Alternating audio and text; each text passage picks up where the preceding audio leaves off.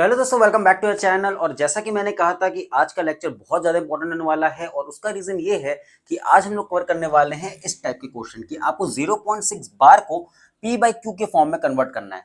और ये question important इसलिए बन जाता है क्योंकि 9 के लेवल पे ये एक क्वेश्चन तो आता ही आता है, चाहे वो 3 नंबर में दे दे, चाहे 2 क्वेश्चन मिला के 4 नंबर में दे दे, वो उसके ऊपर डिपेंड करता है। लेकिन ये क्वेश्चन आना ही आना है और एज इट इज आना है। तो इसलिए इसके 2-3 वेरिएशन है जो हम लोग सारे के सारे देखेंगे। बहुत ध्यान समझना क्योंकि मैं कोई भी चीज रटवाने नहीं वाला हूँ, सब कुछ आपको समझाने वाला हूँ कि कोई भी वेरिएशन आए तो आप उसको इजीली कैसे अटेम्प्ट कर पाओगे। तो सबसे पहले तो फोकस करो कि 0.6 बार को हम लोग को पी बाई क्यू के फॉर्म में कन्वर्ट करना है।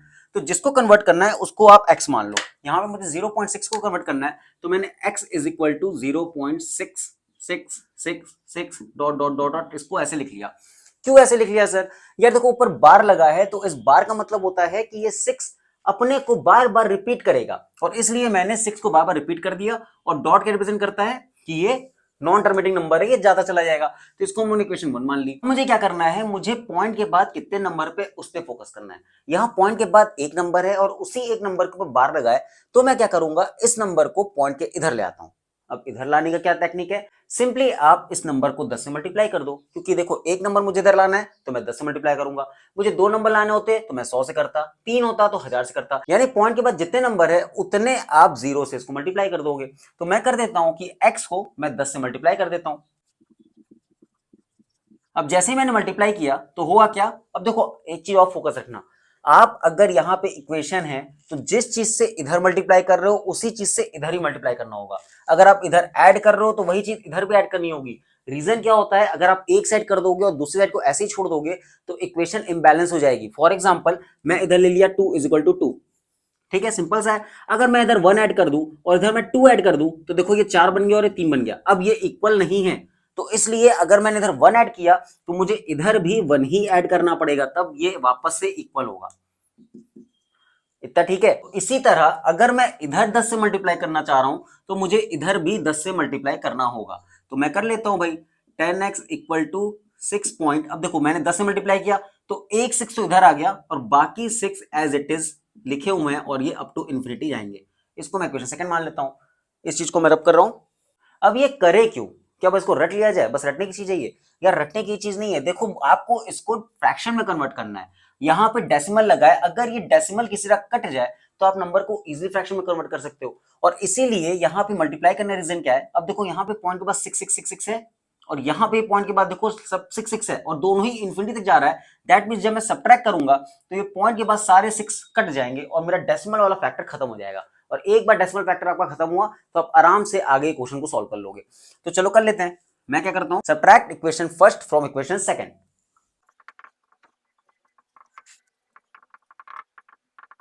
तो देखो भाई, ये अपनी इक्वेशन सेकंड है, ये फर्स्ट है, मुझे सब्ट्रैक्ट करना है। अगर आप सब्ट्रैक्ट करोगे तो नीचे वाली साइन चेंज होती है, क्योंकि यहां दोनों के दोनों प्लस हैं तो मैं दोनों में माइनस लगा देता हूं। इतनी बात क्लियर। अब सब्ट्रैक्ट कर लेते हैं। पॉइंट के बाद यहां भी 6, पॉइंट के बाद यहां भी 6, दैट मींस ये एक दूसरे को खत्म करते जाएंगे और ये इंफिनिटी तक गया है तो सारे के सारे इन सारे से खत्म हो जाएंगे, राइट। तो पॉइंट वाला फैक्टर तो खत्म हो गया। अब बाकी कर लेते हैं। 10x में से x गया, अब जिसके पास कुछ नहीं है उसके पास क्या होता है, 1 होता है, यानी यहाँ 1x लगा हुआ है तो 10 - 1 इक्वल टू 9 और x ऐसे ही उतर जाएगा, क्योंकि पॉजिटिव साइन बड़ी थी इसलिए पॉजिटिव साइन आ गई। और यहाँ पे 6 - 0 इक्वल टू 6, तो x इक्वल टू मेरा आ गया 6/9 और इसको आप कट करोगे तो आंसर आएगा 2/3। तो देखो p बाई क्यू के फॉर्म में कन्वर्ट हो गया, एकदम इजी। अब इसके और वेरिएशंस आते हैं, उसको देख लेते हैं। अभी मैंने यहाँ पे एक डिजिट ली थी, अब इसको हम लोग 2 डिजिट देखते हैं कि अगर 2 डिजिट आएगा तब कैसे करना है। तो वापस से वही चीज, जो नंबर है उसको अपने को x मानना है, तो मैं मान लेता हूं लेट 0.27 बी x। तो अब जैसे ही मैंने इसको x माना तो मैं इस चीज को ये लिख सकता हूं, x इक्वल टू 0.272727। क्यों लिख सकता हूं, क्योंकि 27 रिपीट हो रहा है, ये सीरीज है, तो इसको मैंने एज इट इज लिख लिया और ये इन्फिनिटी तक जाएगा। अब ये बताओ, यहां पे पॉइंट के बाद 27 है और पूरे 27 पे बार लगा है, तो मुझे 10 से मल्टीप्लाई करना होगा कि 100 से? फोकस करना है भाई। पॉइंट के बाद 2 डिजिट है यानी 2 जीरो लगेंगे, दैट मींस 100 से मल्टीप्लाई होगा। तो मैं यहां लिख लेता हूं कि मल्टीप्लाई 0.27 बाई 100 वी गेट। अब आप जब मल्टीप्लाई करोगे तो क्या आप सिर्फ आरएचएस में करोगे? नहीं करोगे ना, अभी मैंने बताया इक्वेशन इंबैलेंस हो जाएगी। तो मुझे मल्टीप्लाई एलएचएस भी देना होगा और आरएचएस में भी देना होगा। तो x को जब आप 100 से मल्टीप्लाई करोगे तो ये बन जाएगा 100x और जब आप इसको मल्टीप्लाई करोगे तो क्योंकि आप 100 से कर रहे हो तो 2 डिजिट इधर खिसक जाएगा, तो एक बार 27 पॉइंट के इधर आ जाएगा और बाकी 27 तो एज इट इज इंफिनिटी तक जा ही रहे। तो इसको आप मान लो सेकंड इक्वेशन। अब वही चीज अगर मैं दोनों को सब्ट्रैक्ट कर दूं तो पॉइंट के बाद यहां भी 27 है और इंफिनिटी तक जा रहा है, पॉइंट के बाद यहां भी 27 है और ये भी इंफिनिटी तक जा रहा है, इसलिए सारे के सारे नंबर कटते चले जाएंगे और हमारे पास ही 27 बच जाएगा। एक बार करके देखते हैं। मैं फर्स्ट को सेकंड से लेस कर रहा हूं।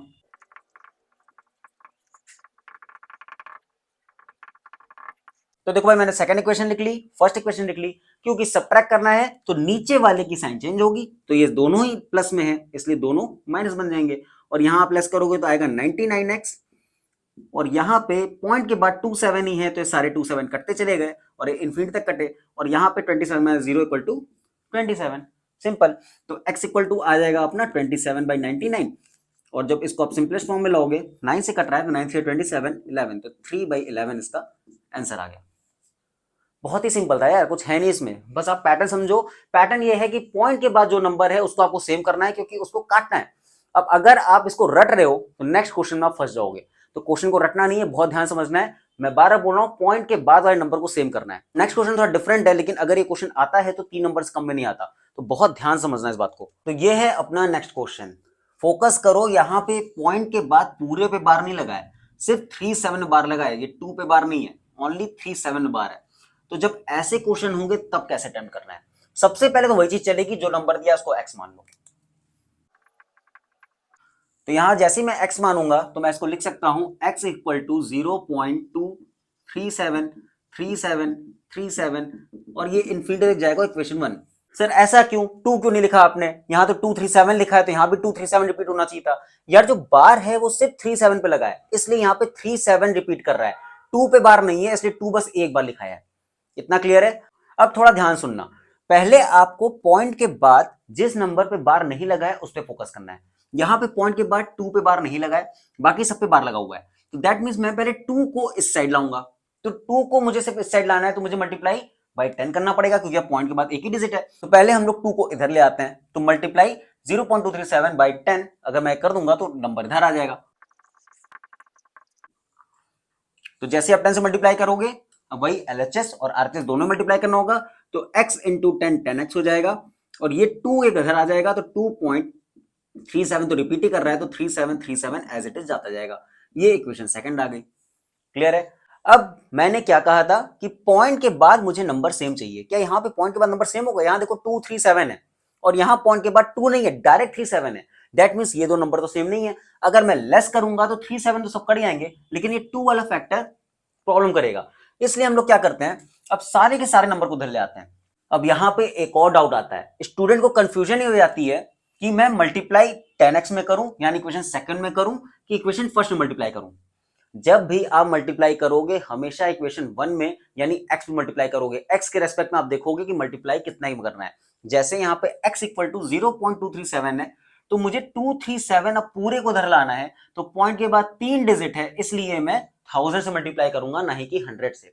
यहां पे भी आप कह सकते हो कि मैं 100 से करूंगा तो 37 इधर आ जाएगा, लेकिन तब काम नहीं बनेगा, फिर से पॉइंट के बाद वही प्रॉब्लम आने लगेगी। इसलिए जब भी मल्टीप्लाई करेंगे ऊपर वाले में करेंगे, नीचे वाले में नहीं। तो मैं x में 1000 से मल्टीप्लाई कर दे रहा हूं। जैसे ही हम मल्टीप्लाई करेंगे लेफ्ट हैंड साइड क्या है, x है, तो ये बन जाएगा 1000x और उस साइड क्या होगा 237 एक बार इधर आ जाएगा और बाकी 37 एज इट इज उतर जाएगा। तो 237 मैंने उतार लिया और बाकी 37 तो खुद को रिपीट कर ही रहा है। क्वेश्चन थर्ड मान लो। अब फिर से क्वेश्चन आता है कि सर मैं सेकंड और थर्ड को लेस करूं, सेकंड फर्स्ट को लेस करूं, थर्ड फर्स्ट को लेस करूं, मैं किसको कौन सी इक्वेशन को लेस करूं? तो वही चीज यार, पॉइंट के बाद फोकस करो। पॉइंट के बाद नंबर कहां से हुए? यहां पे देखो 237 है पॉइंट के बाद, यहां पे 37 है और यहां पे भी पॉइंट के बाद 37 है। दैट मींस इक्वेशन खुद बता रही है कि भाई मुझे थर्ड और सेकंड को लेस करना है, फर्स्ट को लेस करके कुछ मिलेगा ही नहीं, मेरा 2 फंस जाएगा। तो इसलिए हम लोग इक्वेशन थर्ड और इक्वेशन सेकंड को लेस कर देते हैं।